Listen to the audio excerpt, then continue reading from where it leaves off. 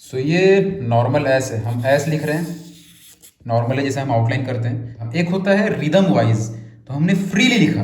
Okay, for example हमने overhand grip में अपने पेंसिल चारकोल जो भी हम यूज़ कर रहे हैं उसको ओवरहैंड ग्रिप में पकड़ते हैं, और ज़्यादातर रिदम में हम ओवरहैंड ग्रिप पे ही काम करते हैं क्योंकि ये वाला हिस्सा होता है डिटेलिंग वाला। ठीक है, जब हम ट्राइपॉड ग्रिप में पकड़ते हैं नॉर्मली, जब हम इस तरीके से ड्रॉ करते हैं, ठीक है, लेकिन जब हम स्टडी करते हैं तो ज़्यादातर हम ओवरहैंड ग्रिप पकड़ते हैं। एंड जब हम रिदम के वाइज फ्री फ्लोइंग स्टेट में कुछ चीज़ें बनाते हैं, जैसे हमने ये एस लिखा नॉर्मली, यहाँ पे हम लिखेंगे एस लाइक दिस, पूरा हैंड मूव होगा। ठीक है, सिर्फ 2-3 उंगलियां नहीं, पूरा शोल्डर मूव होगा, पूरा हैंड मूव होगा। ठीक है, एक फ्लो होगा इसमें।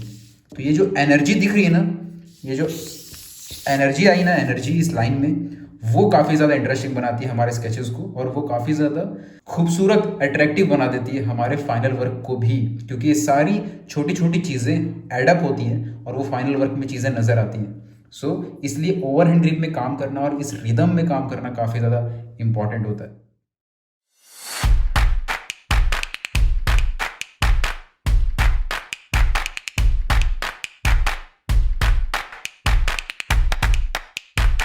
डिज़ाइंस में रिदम एक उसका प्रिंसिपल पार्ट है। अलग अलग तरीके के डिज़ाइंस बनाए जाते हैं और रिदम उसमें एक बहुत ही इंपॉर्टेंट पार्ट है, उसका एक प्रिंसिपल पार्ट है।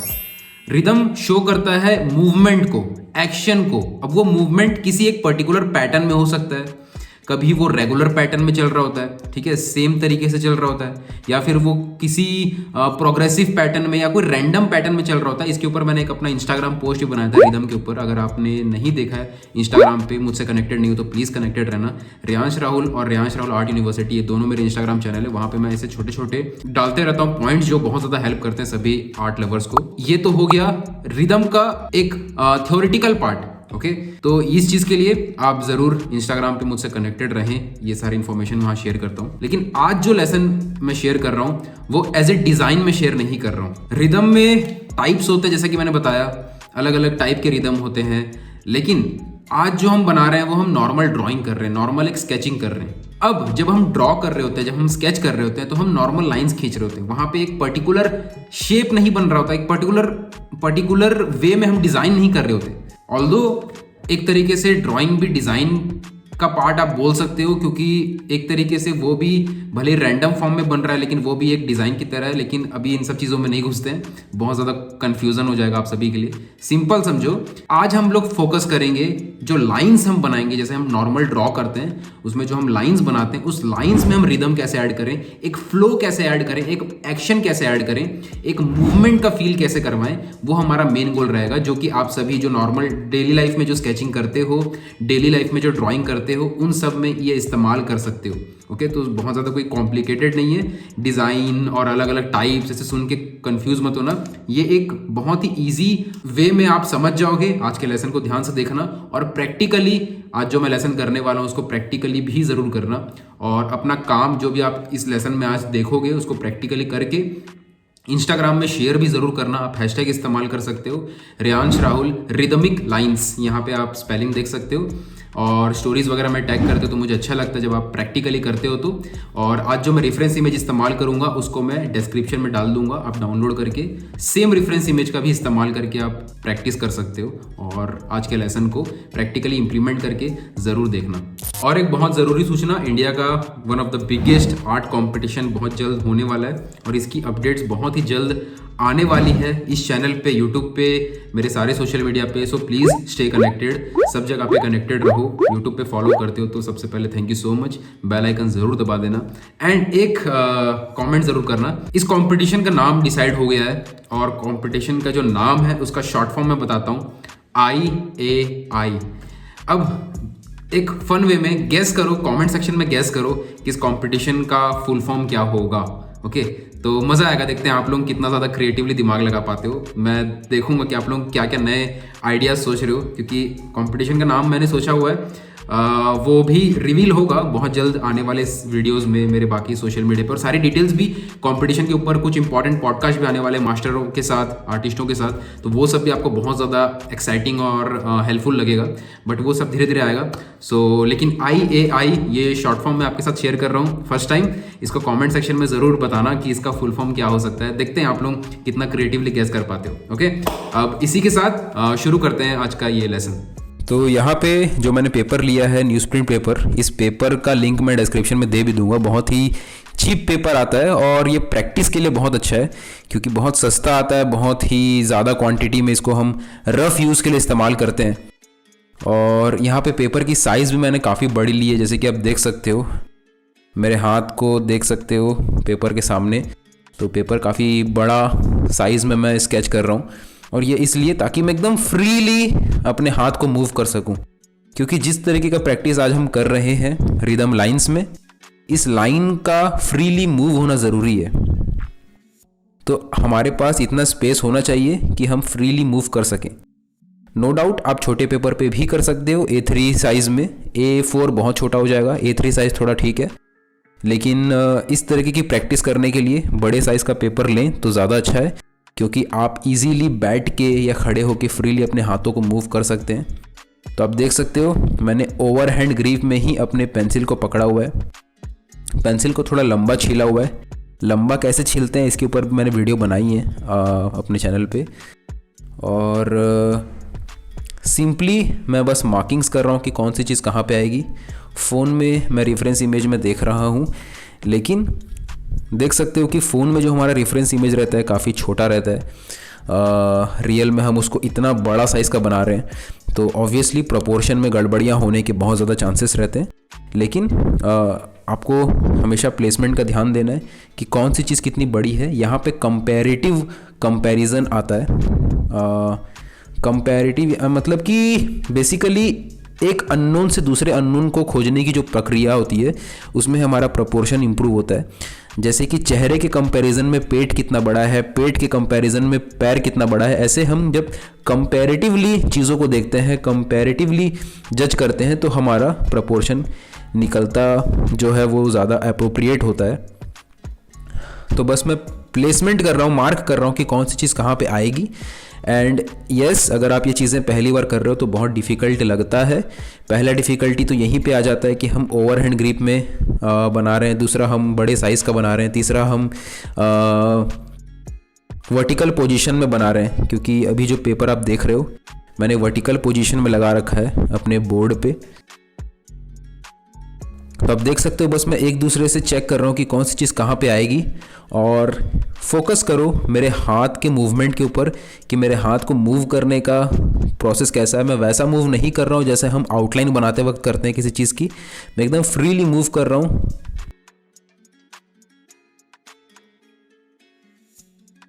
प्रोपोर्शन के ऊपर मैंने एक वीडियो भी बनाई थी, तो उस वीडियो को आप ज़रूर देखना। और कुछ एक्सरसाइजेस मैंने शेयर किए थे यूट्यूब पे ही, तो उसकी वीडियो मैं डिस्क्रिप्शन में डाल दूंगा, वो वाली भी ज़रूर एक बार आप चेक करना। तो कई बार लोग कंफ्यूज होते हैं कि हम किस चीज़ के ऊपर ज़्यादा फोकस करें, प्रोपोर्शन के ऊपर कि एंगल्स के ऊपर। आप में भी बहुत सारे लोगों का इस तरीके का कमेंट आता है। तो सबसे पहली बात समझने वाली ये है कि कोई एक चीज़ नहीं होती है, हमेशा कॉम्बिनेशन होता है, और कॉम्बिनेशन में हमेशा फंडामेंटल लेवल पे चीज़ें करी जाती हैं। जैसे एक खाना बनता है, कोई भी डिश बनती है, तो उसमें सिर्फ एक सामान नहीं डलता है, उसमें थोड़ा सा ये, थोड़ा सा हल्दी, थोड़ा नमक, थोड़ा ये, थोड़ा वो, थोड़ी ये सब्जी, थोड़ी वो सब्जी, बहुत सारी चीज़ों का मिश्रण, मिक्सचर होता है सही बैलेंस में, तब वो सही तरीके से बनता है।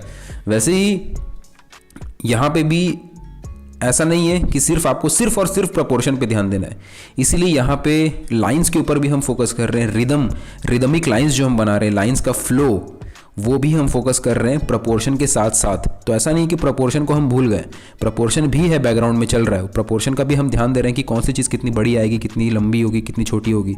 प्लेसमेंट का भी हम ध्यान दे रहे हैं कि कौन सी चीज़ कहाँ पे आएगी, पेट से हाथ कितना दूर है, कमर के नीचे उंगलियां आ रही हैं क्या, ये सारे प्लेसमेंट का खेल है।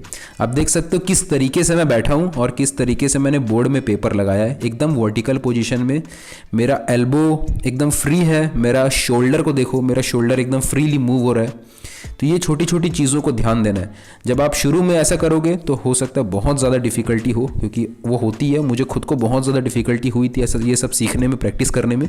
लेकिन जैसे जैसे मैं सीखता गया, इनको प्रैक्टिस में लाता गया, ये धीरे धीरे कॉमन हो गया। हाथ का मूवमेंट फुल एकदम रिदम में होना चाहिए, एकदम फ्लो, आपको कोई रोक टोक नहीं है, फ्रीली आपका हाथ मूव होना चाहिए, क्योंकि उसी से ही आपकी एनर्जी नज़र में आएगी आपके लाइंस में।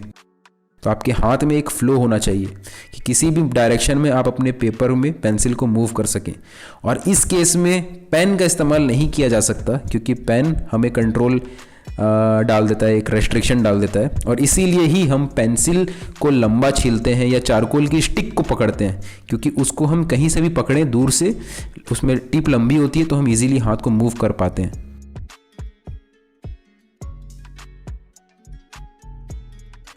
तो मेनली यहाँ पे हम रिदम पे फोकस कर रहे हैं। हमारा एक फ्री फ्लोइंग हैंड एक आता है जिसमें जो लाइन की क्वालिटी को काफ़ी ज़्यादा बढ़ा देता है। अब जैसे कोई चल रहा है, ठीक है, कोई नॉर्मली फ्रीली चल रहा है एक रास्ते पे, अब उसको कोई बुला लिया, मान लो एग्जांपल के तौर पे, आप रिदम को समझो पहले। कोई रास्ते पे चल रहा है, अपनी मस्ती में चल रहा है, फ्रीली अपनी ख्यालों में खोया हुआ चल रहा है। अचानक उसको कोई दूर से बुलाता है, हे दोस्त सुन सुन सुन। अचानक उसका ध्यान टूटता है, वो रुक जाता है, उसकी बात सुनता है। चल रहा है, अचानक गाड़ी सामने से चल जाती है, वो थोड़ा सा घबरा जाता है, वो रुक जाता है। तो ये ना फ्लो बिगड़ रहा है उसका। लेकिन इमेजिन करो रास्ता सीधा खाली है, कोई डिस्टर्बेंस नहीं, वो बस अपनी फ्री फ्लोइंग स्टेट में चल रहा है। तो वो जो मोमेंट होगी ना, वो एक अलग किस्म का, उसमें एक फ्लो बरकरार रहेगा। वहाँ पे अलग से एक एनर्जी बह रही होती है। तो जब भी हम फ्रीली बना रहे होते हैं तो उसमें एक रिदम फील होता है। जैसे कि यहाँ पे हम लाइन खींच रहे हैं तो हम रिजिड लाइन नहीं खींच रहे हैं, जैसे कि हम आउटलाइन करते वक्त खींचते हैं या सोचते हैं। आउटलाइन करते वक्त हम ध्यान से चीज़ों को समझते हैं कि ये चीज़ यहाँ तक आएगी। प्लेसमेंट करते वक्त हम समझते हैं कि ये चीज़ यहाँ पे आएगी। थोड़ा रुक रुक के करते हैं, थोड़ा प्लेस करते हैं। वो चीज़ शुरू में ज़रूरी है, लेकिन एक बार वो चीज़ आपकी पता चल गई कि कौन सी चीज़ कहाँ पे आने वाली है, प्लेसमेंट आपको पता चल गई, तो उसके बाद फ्रीली लाइन को कंटिन्यू करना। एक हो सकता है कि मैं लाइन को इस तरीके से खींचूँ, ठीक है, सिंपल मेरा चेहरा है मान लो, तो मैं एक सिंपल लाइन यहाँ से यहाँ तक खींचूँ धीरे धीरे कि मुझे ये प्रपोर्शन ठीक करना है। और एक ये हो सकता है कि मैं फ्रीली इसको मूव करूँ, फ्रीली जस्ट मूवमेंट, ठीक है, मूवमेंट। तो वो एक फ्री फ्लोइंग स्टेट में हम ये फोकस नहीं करते हैं कि परफेक्ट आउटलाइन है, लेकिन हम ये फोकस करते हैं कि वो रिदम, वो फ्री जो फ्लोइंग नेचर है उस लाइन का, वो कंटिन्यू हो, ठीक है। जैसे हम टिक मारते हैं तो एक तो ये हो सकता है कि टिक किया, नॉर्मली ऐसे किया ऐसे किया। एक हो सकता है कि फ्रीली ऐसे टिक किया, जैसे टीचर लोग स्कूल में करते थे, ठीक है। तो वो मेंटेन जब हम लाइन ड्राइंग में करते हैं, जब हम ड्रॉ करते समय वो लाइंस में करते हैं, उस लाइन में एक एनर्जी दिखती है, ओके, उस लाइन में एक एनर्जी दिखती है। हो सकता है इस रफ वर्क में, ऐसे रफ वर्क में उतना ज़्यादा वो खूबसूरती ना दिखे, जैसा कि मैक्सिमम लोग आजकल सोचते हैं खूबसूरती के बारे में कि डिटेल्स हो, ये हो वो। लेकिन यहाँ पे जो हम सीखते हैं ना, इस टाइप के वर्क में हम जो सीखते हैं, जब हम डिटेल वर्क भी करते हैं तो वहाँ पे भी वो एनर्जी दिख रही होती है, उस एनर्जी का एहसास वहाँ पे भी आता है। तो ये छोटी छोटी बातें हैं जो काफ़ी ज़्यादा हेल्प करती है, और ऐसे छोटे छोटे प्रैक्टिसेस होते हैं जो काफ़ी ज़्यादा हेल्प करते हैं हमारे जो भी हम फाइनल वर्क बना रहे हैं उसमें। तो इस तरीके से मैं बैठ के स्केचिंग करता हूँ। अदरवाइज़ मैं खड़े होके भी करता हूँ जब मैं ईज़ल पे ड्रॉ कर रहा होता हूँ। तो अपनी पोजीशन का भी ध्यान रखना काफ़ी ज़्यादा हेल्पफुल होता है कि जिस पोजीशन में आपने अपने ईज़ल को, अपने बोर्ड को, अपने पेपर को रखा है, किस पोजीशन में आपने पेंसिल को पकड़ा है, ये छोटी छोटी बातें भी काफ़ी ज़्यादा हेल्प करती है हमारे डेवलपमेंट में। और स्केचिंग इसलिए बहुत ज़्यादा इम्पॉर्टेंट होता है क्योंकि स्केचिंग के लेवल पे ही हम ये सारी चीज़ों को प्रैक्टिस इजीली कर पाते हैं। क्योंकि फाइनल वर्क जब हम कर रहे होते हैं, जब हम एडिशनल लेयर्स पे काम कर रहे होते हैं, तब हमारा पोजीशन, हमारा हैंड मूवमेंट, वो सारी चीज़ें एक बार के लिए मिनिमाइज़ हो जाती हैं, क्योंकि धीरे धीरे हम फाइनल की तरफ बढ़ चुके होते हैं। लेकिन शुरुआती दौर पे जब हम प्लेसमेंट कर रहे होते हैं, प्रपोर्शन जज कर रहे होते हैं, फ्री फ्लोइंग स्टेट में प्रैक्टिस कर रहे होते हैं, स्केचेस बना रहे होते हैं, उस वक्त हमारा एक्चुअल, हमारी लर्निंग, हमारा एक ट्रेनिंग होती है जिसके थ्रू हम एक फ़्लो मेंटेन करते हैं हमारी बॉडी में, हमारा वर्क में, हमारा डेवलपमेंट उसी में सबसे ज़्यादा फास्ट होता है। और मैंने यही चीज़ मेरे गुरुओं से मैंने सीखी थी जब मैंने सीखना शुरू किया था, तो कि स्केचिंग की इंपॉर्टेंस, ड्राइंग की इंपॉर्टेंस, इन सब के ऊपर मैंने काम करना शुरू किया था, जिसकी वजह से मुझे बहुत हेल्प मिली। कम समय के अंदर बहुत ज़्यादा ग्रोथ इसीलिए ही हो पाई क्योंकि मेरे गुरुओं ने, जिनसे भी मैंने सीखा, मुझे समझ में आया कि ड्राइंग की इंपॉर्टेंस इतनी ज़्यादा क्यों है। और अभी भी जब मैं इन चीज़ों को शेयर करता हूँ और आप लोग इन सब चीज़ों को करते हो तो मुझे देख के बहुत खुशी होती है। इनफैक्ट ड्राइंग मास्टर ट्रेनिंग के अंदर जो मेरी एक ड्राइंग ट्रेनिंग है, जहाँ पे ड्राइंग के ऊपर मैंने सारे लेसन्स डाले हैं, ड्राइंग के ऊपर, आर्ट के प्रिंसिपल्स के ऊपर, फंडामेंटल्स के ऊपर, step by step structured way में, वहाँ पे बहुत सारे स्टूडेंट्स जो सीख रहे हैं, वहाँ पे उनकी कम्युनिटी भी है जहाँ पे वो एक दूसरे का काम शेयर करते हैं और देखते हैं। तो वहाँ पे उन्होंने कई सारा अपना स्केच वर्क का टास्क लिया और शेयर भी किया और बताया कि कैसे उनसे उनका बहुत ज़्यादा इंप्रूवमेंट हुआ है। तो ये कुछ मैं इमेजेस भी शेयर कर रहा हूँ ड्राइंग मास्टर स्टूडेंट्स के फीडबैक्स का, जो मुझे बहुत ज़्यादा देख के सुकून मिला कि जब लोग सीखते हैं तो कितनी ज़्यादा उनको ग्रोथ मिलती है और उनको समझ में आता है कि कैसे इन सब छोटी छोटी बातों का, इन सब इम्पॉर्टेंट बातों का, फंडामेंटल का, डेप्थ का आर्ट में कितना ज़्यादा इम्पॉर्टेंस रहा है। क्योंकि हमने देखा है पुराने मास्टर्स भी जितने रहे हैं, जॉन सिंगर सार्जेंट हो या फिर माइकल एंजेलो हो, उन सब मैंने स्केचेस को बहुत ज़्यादा ध्यान दिया था और तब से लेके अभी तक ये सारी चीज़ें, ये लर्निंग्स चली आ रही हैं। तो हम जितना ज़्यादा इन सब चीज़ों को सीखते जाते हैं, समझते जाते हैं, हमारा उतना ज़्यादा समय बचता है और हम उतना ज़्यादा अच्छी तरीके से सही डायरेक्शन में ग्रो कर पाते हैं। अभी आप देख रहे हो कि मैंने एक चारकोल स्टिक पकड़ा हुआ है और मैं रफली सिंपली यहाँ पे हल्की हल्की शेडिंग ऐड कर रहा हूँ। शेडिंग इसलिए ऐड नहीं कर रहा हूँ क्योंकि मुझे डिटेल ऐड करनी है, मैं इसलिए ऐड कर रहा हूँ क्योंकि बस मैं यहाँ पे डिफाइन कर रहा हूँ लाइट फैमिली और डार्क फैमिली को। इमेज में भी आप देख सकते हो कि कपड़े डार्क कलर के हैं और बाकी जो बॉडी है वो लाइट शेड में आ रही है। तो हल्का सा एक डार्क टोन लाइट टोन कर देने से थोड़ा सा डिफाइन हो जाता है और उसमें और गलतियां अगर होती हैं तो हमें नज़र में आती है। जब हम लाइन ड्राइंग करते हैं, जब हम लाइन के लेवल पे ड्रॉ कर रहे होते हैं तो हम उस लेवल पे गलतियां खोजते हैं। उसके बाद जब वो चीज़ें सुधर जाती है तो हम नेक्स्ट लेयर में जब हल्की सी टोनल वैल्यू ऐड करते हैं, डार्कनेस लाइटनेस ऐड करते हैं, तो वहाँ पे फिर हमें और गलतियां नज़र में आती हैं। जैसे लाइन पहले बनाया, उसके बाद जब हमने शेडिंग ऐड की ना तो उस समय और गलती नज़र में आती है। तो हमें ज़रूरी है कि हम उन सब को ठीक करते हुए आगे बढ़ें। तो हल्की से मैंने शेडिंग ऐड की, ज़्यादा नहीं, बस रफली हल्की फुल्की, और थोड़ी सी लाइन को अब मैं डार्क कर रहा हूँ। ठीक है, जो हमने फ्री फ्लोइंग में हमने लाइन खींची शुरू में, उसको हल्की फुल्की कहीं कहीं पर मैं डार्क कर रहा हूँ। अभी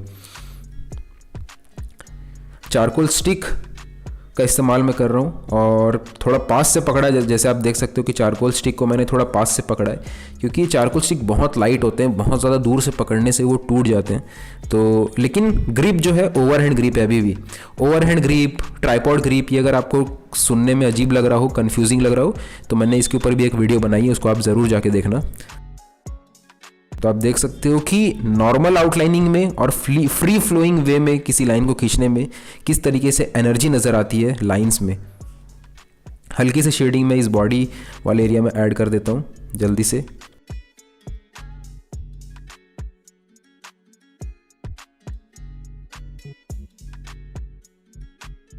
यहाँ पे हमने हल्की सी शेडिंग ऐड कर दी है सो दैट बॉडी में अगर और कोई मेजर मिस्टेक्स हो तो हमें क्लियरली नज़र में आ जाए।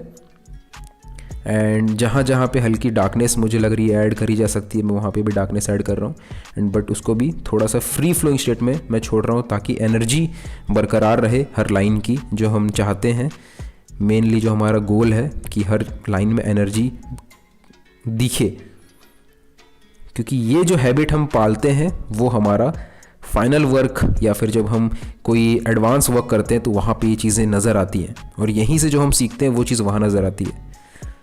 तो इसलिए इन सब छोटी छोटी चीज़ों को सीखना, समझना, जानना बहुत ज़रूरी है, क्योंकि यही अल्टीमेटली आपका पहचान बनता है जब आप इस फील्ड में आगे बढ़ते हो। और भी अलग अलग टॉपिक्स के ऊपर वीडियो आने वाले हैं। स्टूडियो टूर के बारे में आपने बहुत बार बोला था, तो एक बार फिर से स्टूडियो टूर के लिए लाइक ज़रूर कर देना इस वीडियो को, आने वाले जल्दी। और भी बहुत सारे लेसन्स आने वाले हैं, सो प्लीज़ इस वीडियो को लाइक करना नहीं भूलना। आप लोगों के लाइक से ही मैं समझ पाता हूँ कि वीडियो आपको अच्छी लग रही है, समझ में आ रही है और ज़्यादा इन्फॉर्मेशन आप ले सकते हो, आप चाहते हो, ऐसा मुझे समझ में आता है कि लाइक्स कमेंट्स को देख के। और मैं जा रहा हूँ अभी कमेंट पढ़ने। आपने जो भी IAI का फुल फॉर्म लिखा होगा आप सभी का कमेंट में भी पढ़ूंगा, और जो भी सवाल हो कमेंट सेक्शन में ज़रूर बताना। And stay connected. यूट्यूब पर मेरे बाकी सोशल मीडिया का लिंक भी मैं डाल दूंगा। प्लीज़ स्टे कनेक्टेड, क्योंकि बहुत सारी अपडेट्स, बहुत सारी इन्फॉर्मेशन, बहुत सारी चीज़ें आने वाली हैं और आती रहेंगी, जिसकी वजह से बहुत ज़्यादा आपको भी हेल्प होगी। एंड मैं नहीं चाहता कि कुछ भी आप मिस करो, सब टाइम पे आपको मिलता रहे। So stay connected. So much love. I love you all and I'm so much happy. आप सभी लोग जो भी मेरे lessons को देखते हो YouTube पे, अलग अलग सोशल मीडिया पे, and I'm so much thankful to all of you for giving your time. And stay connected, keep creating, keep learning, keep growing, and keep following your passion. Okay, thank you so much for watching this video.